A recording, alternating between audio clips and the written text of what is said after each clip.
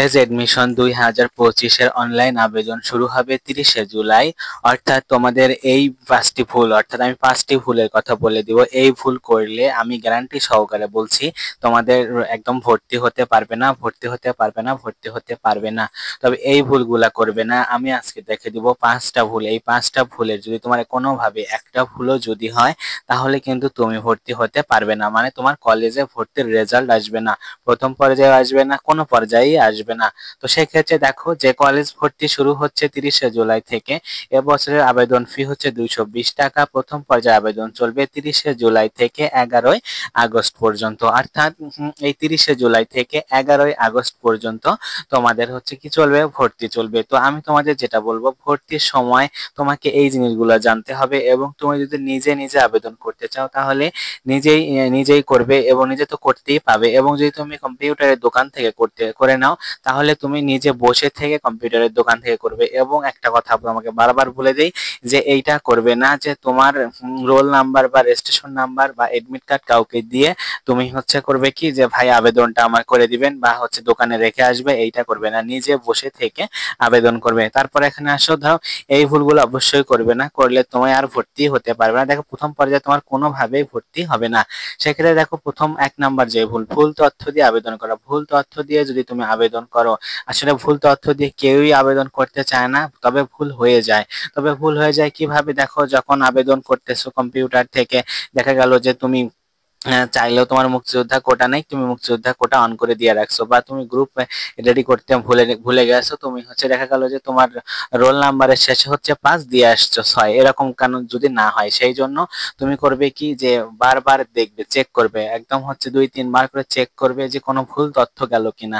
যদি ভুল তথ্য যায় তাহলে কিন্তু তোমার হচ্ছে প্রথম পর্যায়ে আবেদনে রেজাল্ট আসবে না, অর্থাৎ তুমি কলেজে কোনোভাবেই ভর্তি হতে পারবে না। এই তথ্য, সঠিক তথ্য তোমাকে দিতেই হবে, এইটা মাস্ট খেয়াল রাখবে। এবং নিজের আবেদন, বারবার বলছি, নিজের আবেদন অন্য কাউকে দিয়ে করাবে না। যদি কম্পিউটারের দোকান থেকে করো তাহলে অবশ্যই সেটা কি করবে, নিজে বসে থেকে করবে। সেখানে কম্পিউটারের দোকানদার যদি কোনো ভুল হয়ে যায় তাহলে তুমি সেটা করবে, বলবে যে এখানে ভুল হলো, তো আপনি হচ্ছে এটা ঠিক করে দেন। তারপর 2 নাম্বারে আসি, কলেজ নির্বাচন করা। এইটা হচ্ছে মোস্ট ইম্পর্টেন্ট। এইটাতে যদি তোমার কোনোভাবেই ভুল হয়, মানে একটা সিরিয়ালও যদি ভুল হয়, তাহলে তোমার এখানে প্রথম পর্যায়ে হোক আর দ্বিতীয় পর্যায়ে হোক আর তৃতীয় পর্যায়ে হোক, কোনো পর্যায়ে তোমার কাজ মানে কলেজ চান্স হবে না, কলেজে চান্স হবে না। কারণটা বলি, দেখো তুমি যেই কলেজটাতে ভর্তি হবে সেইটা কিন্তু 1 নাম্বার চয়েসে দিতে হবে। এখন তুমি যেই কলেজটাতে ভর্তি হয়েছো সেই কলেজটা দিছো তুমি 2 নাম্বারে বা 5 নাম্বারে বা 4 নাম্বারে, তখন কি হবে, প্রথমে যেই কলেজটা আসবে সেই কলেজটা, ধরো তোমার এই প্রথমে যেই কলেজটা তুমি চয়েস দিছো, কিন্তু তুমি পড়বে হচ্ছে 4 নাম্বার কলেজে বা 5 নাম্বার কলেজে, তাহলে কিন্তু প্রথম যেই কলেজের যে রেঞ্জ থাকবে, যে পয়েন্ট থাকবে, সেই পয়েন্টের সাথে তোমার পয়েন্ট যদি মিলে যায় তাহলে কিন্তু ওই কলেজই তোমাকে হচ্ছে চয়েস করবে, পরবর্তী কলেজগুলোতে যাওয়ার কোনো অপশন নাই। এবং এই 1 নাম্বার কলেজে, অর্থাৎ প্রথম কলেজে যদি তুমি চান্স পাও তাহলে কিন্তু তোমার মেরিট লিস্টে মাইগ্রেশন করার কোনো চান্স থাকবে না। তাই বলবো যে যেই কলেজে তুমি ভর্তি হবে, মানে পড়ালেখা করতে চাও, সেই কলেজ অবশ্যই 1 নাম্বারে আবেদন করে রাখবে। এবং মাইগ্রেশন হয় কখন, মাইগ্রেশন হয় ঊর্ধ্বমুখী, অর্থাৎ তুমি যখন 5 নাম্বার পাবে তার উপরে যদি তুমি মাইগ্রেশন করে রাখো, তখন তার 4 নাম্বার আসতে পারে, বা 3 নাম্বার কলেজ আসতে পারে, বা 2 নাম্বার বা 1 নাম্বার। কিন্তু 1 নাম্বার যখন আসবে তখন কোনোভাবেই তুমি মাইগ্রেশন করতে পারবে না। তবে এইটা বিষয় মাথায় রাখতে হবে, কলেজ নির্বাচন করবে, যেই কলেজে ভর্তি হবে তুমি, যেই কলেজে পড়বে সেই কলেজ 1 নাম্বার চয়েসে দিবে। তারপর যে 2 নাম্বার 3 নাম্বার যেটা ভুল, এটা সচরাচর সবাই করে থাকে।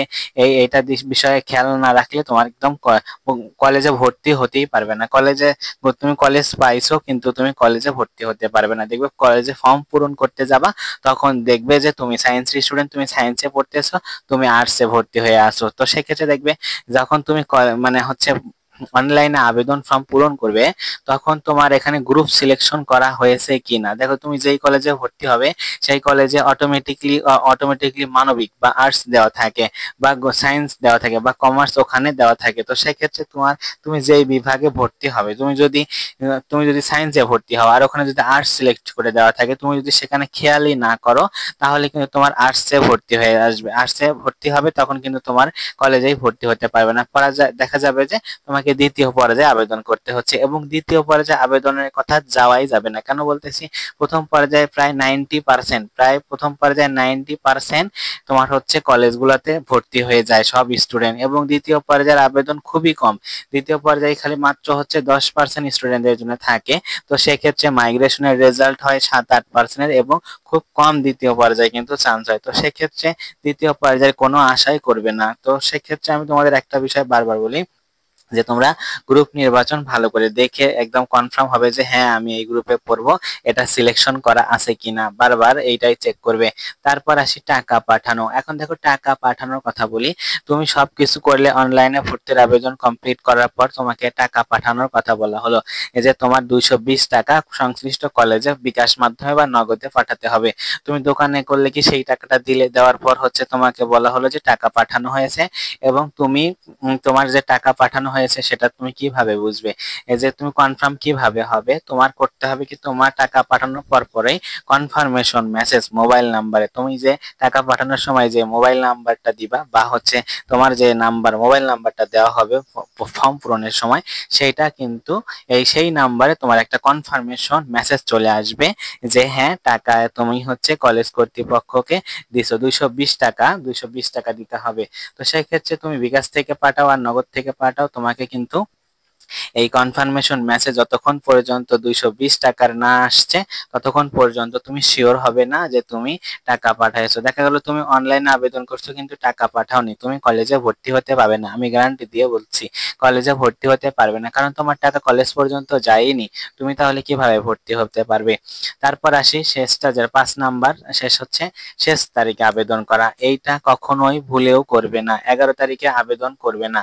তোমরা হচ্ছে এই প্রথমের দিকে আবেদন শেষ করবে, শেষের দিকে সবাই আবেদন করতে চায়, শেষের দিকে সবাই আবেদন করতে চায়, এবং সেই দিন সার্ভার জাম থাকে, সার্ভার অনেক জাম থাকে, এবং দেখা যায় যে অনেকেই আবেদন করতে পারে। এই শেষের দিনে আবেদন করবে না, শেষের দিনে আবেদন করলে এই একটা সমস্যার পড়তে হয়, সেটা হচ্ছে কি, দেখো সেটা হচ্ছে তোমাদের যে সার্ভার জাম থাকে, আগে তো হচ্ছে কথা সার্ভার জাম থাকবে, তারপর হচ্ছে দেখা যাবে যে তোমরা হচ্ছে তাড়াহুড়া করতে গিয়ে কোনো ভুল হলো, তারপর দোকানে কোনো সিরিয়াল নাই, তারপর দেখা যাবে বিদ্যুৎ তো এখন সমস্যা করছে, বিদ্যুতের সমস্যা হচ্ছে, মোটামুটি দেখা যাবে অনেক সমস্যাই থাকবে, এবং শেষের দিকে করতে গিয়ে গিয়ে দেখবে যে সকালে হচ্ছে না বিকালে করি, বিকালে হচ্ছে না রাতে করি, দেখবে সময় শেষ।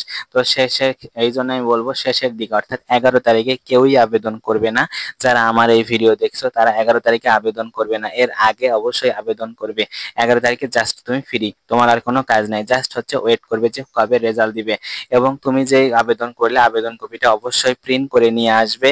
এবং তোমাকে একটা বিষয় বারবার বলতেছি, আমি আমার নিজের দেখা একটা স্টুডেন্ট আছে, সেটা আমাকে আমার হচ্ছে চোখের দেখা, সেটা বলি যে স্টুডেন্ট হচ্ছে তার কোনো একটা আত্মীয়কে দিয়ে বলছে ভাই হচ্ছে আমার এটা ভর্তি করে দেন। তো সেই ক্ষেত্রে এই লাস্টের দিনে করেছে, এবং করতে সে হচ্ছে ভর্তি হবে এক কলেজে এক বিভাগে, কিন্তু ওই কলেজেই ভর্তি হয়েছে কিন্তু অন্য একটা গ্রুপে আসছে, ফর্ম ফিল আপের সময় যেয়ে দেখে যে, বা ভর্তির সময় গিয়ে দেখে তার যে গ্রুপে ছিল সেই গ্রুপে সে নয়। তো সেই ক্ষেত্রে একটা সমস্যার মধ্যে পড়তে হয়, স্টুডেন্টের একটা বছর গ্যাপ যায়। তো সেই ক্ষেত্রে এই ভর্তিটা যেন না হয়, বা এই ভুলটা যেন সবার না হয়, সবাই যেন সঠিকভাবে ভর্তি হতে পারো। তো পরবর্তীতে দেখো সকল আপডেট জানতে অবশ্যই সাবস্ক্রাইব করে পাশে থাকা বেল আইকনটি ক্লিক করে রাখবে, এবং 11 তারিখের আগে সবাই হচ্ছে আবেদন করে একদম আবেদন কমপ্লিট করে একদম ভালোভাবে বসে থাকবে। তো এটাই হচ্ছে চাওয়া। তো আজকে এ পর্যন্তই, পরবর্তীতে যে কোনো আপডেট জানতে অবশ্যই সাবস্ক্রাইব করে পাশে থাকা বেল আইকনটি ক্লিক করে রাখবে। ভালো লাগলে ভিডিওটি তোমার ফ্রেন্ডদের মাঝে শেয়ার করে